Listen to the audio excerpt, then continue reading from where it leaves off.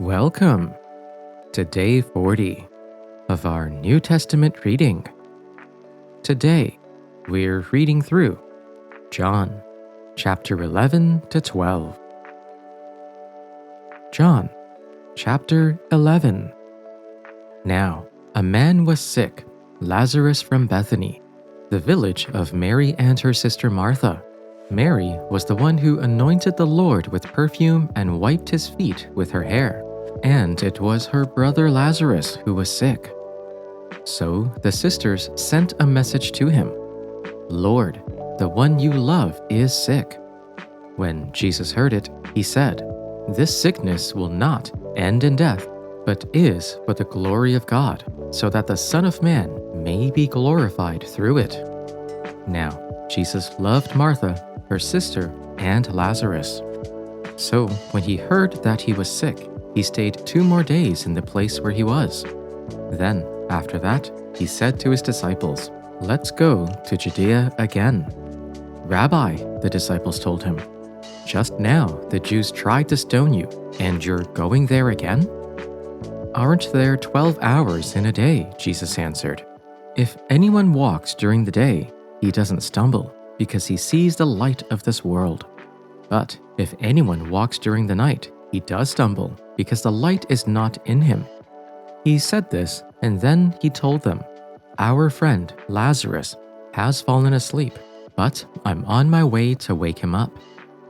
Then the disciples said to him, "Lord, if he has fallen asleep, he will get well."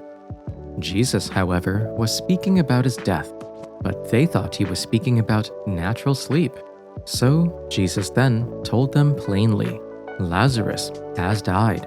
I'm glad for you that I wasn't there so that you may believe. But let's go to him." Then Thomas, called Twin, said to his fellow disciples, "Let's go too so that we may die with him." When Jesus arrived, he found that Lazarus had already been in the tomb 4 days. Bethany was near Jerusalem, less than 2 miles away. Many of the Jews had come to Martha and Mary to comfort them about their brother. As soon as Martha heard that Jesus was coming, she went to meet him, but Mary remained seated in the house. Then Martha said to Jesus, "Lord, if you had been here, my brother wouldn't have died. Yet even now I know that whatever you ask from God, God will give you." Jesus said to her, "Your brother will rise again." Martha said to him, "I know that he will rise again in the resurrection on the last day." Jesus said to her, "I am the resurrection and the life. Those who believe in me, even though they die, will live, and everyone who lives and believes in me will never die. Do you believe this?" She said to him, "Yes, Lord, I believe that you are the Messiah, the Son of God, the one coming into the world." When she had said this, she went back and called her sister Mary and told her privately, "The teacher is here and is calling for you." And when she heard it, she got up quickly and went to him.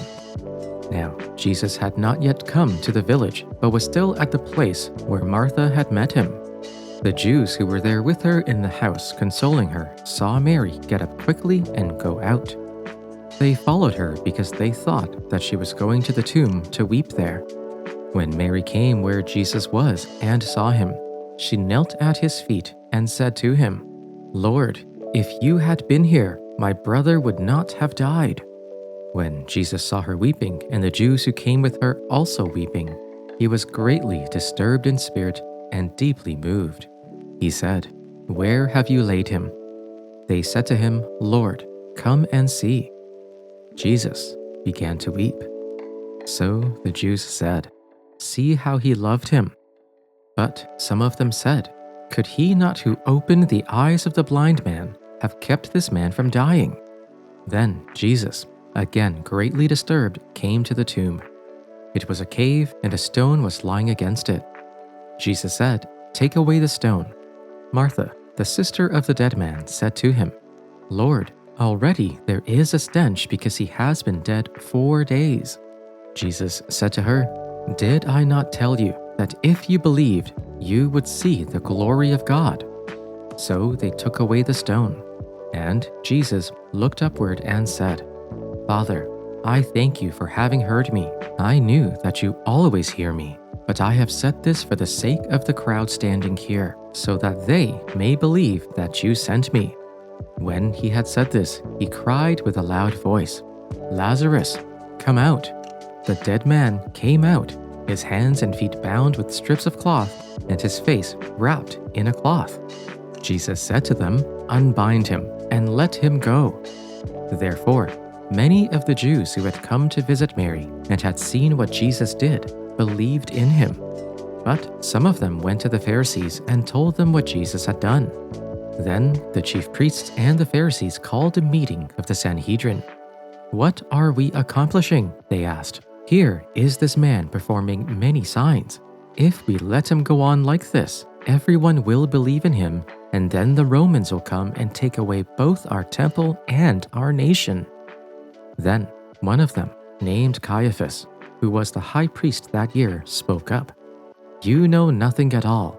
Do you not realize that it is better for you that one man die for the people than that the whole nation perish?" He did not say this on his own, but as high priest that year, he prophesied that Jesus would die for the Jewish nation, and not only for that nation, but also for the scattered children of God, to bring them together and make them one. So from that day on, they plotted to take his life. Therefore, Jesus no longer moved about publicly among the people of Judea. Instead, he withdrew to a region near the wilderness, to a village called Ephraim, where he stayed with his disciples. When it was almost time for the Jewish Passover, many went up from the country to Jerusalem for their ceremonial cleansing before Passover. They kept looking for Jesus, and as they stood in the temple courts, they asked one another, "What do you think? Isn't he coming to the festival at all?" But the chief priests and the Pharisees had given orders that anyone who found out where Jesus was should report it, so that they might arrest him. John chapter 12.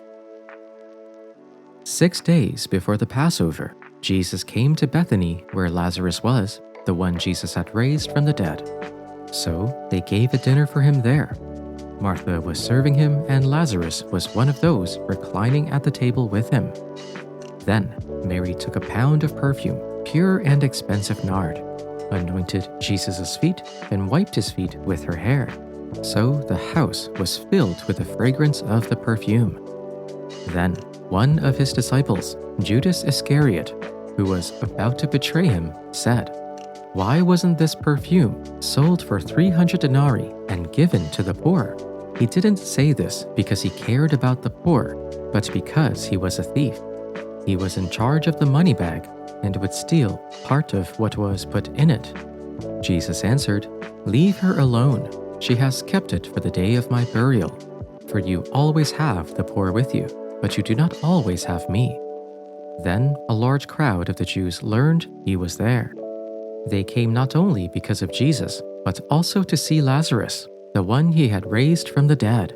But the chief priests had decided to kill Lazarus also, because he was the reason many of the Jews were deserting them and believing in Jesus.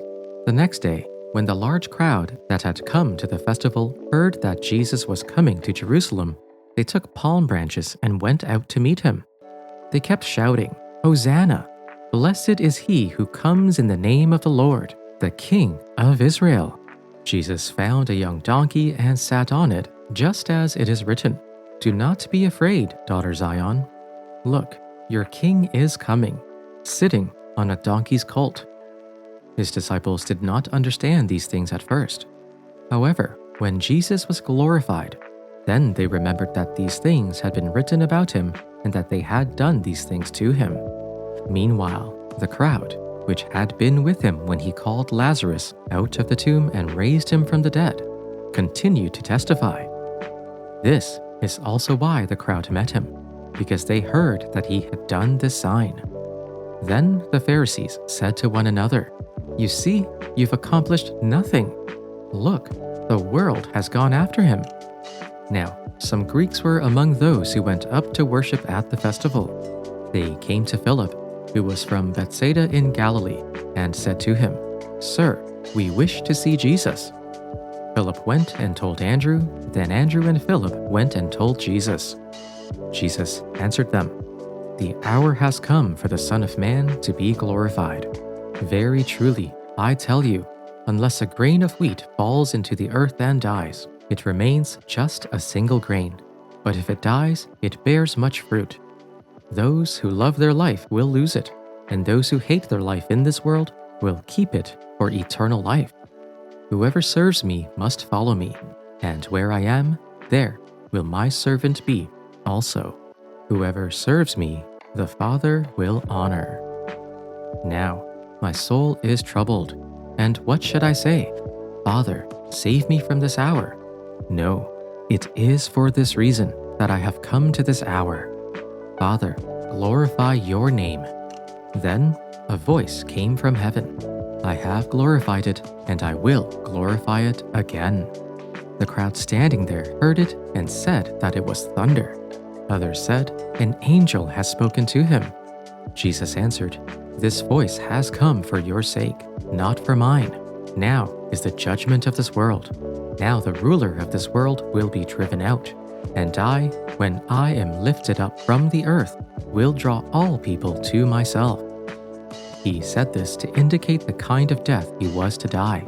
The crowd answered him, "We have heard from the law that the Messiah remains forever. How can you say that the Son of Man must be lifted up? Who is this Son of Man?" Jesus said to them, "The light is in you for a little longer. Walk while you have the light, so that the darkness may not overtake you. If you walk in the darkness, you do not know where you are going.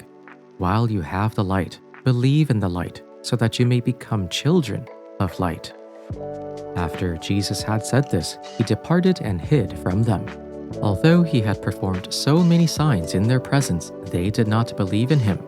This was to fulfill the word spoken by the prophet Isaiah, "Lord, who has believed our message, and to whom has the arm of the Lord been revealed?" And so they could not believe, because Isaiah also said, "He has blinded their eyes and hardened their heart, so that they may not look with their eyes and understand with their heart and turn, and I would heal them." Isaiah said this because he saw Jesus' glory and spoke about him. Yet, at the same time, many even among the leaders believed in him.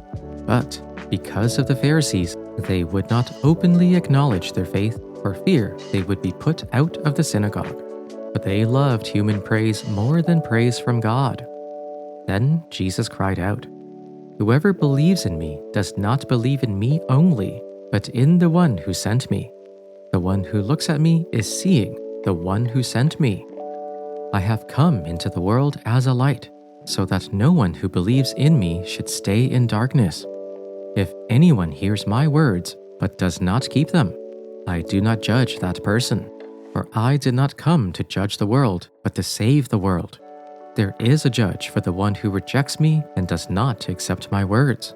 The very words I have spoken will condemn them at the last day.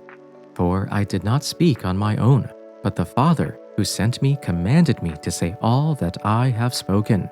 I know that his command leads to eternal life. So whatever I say is just what the Father has told me to say."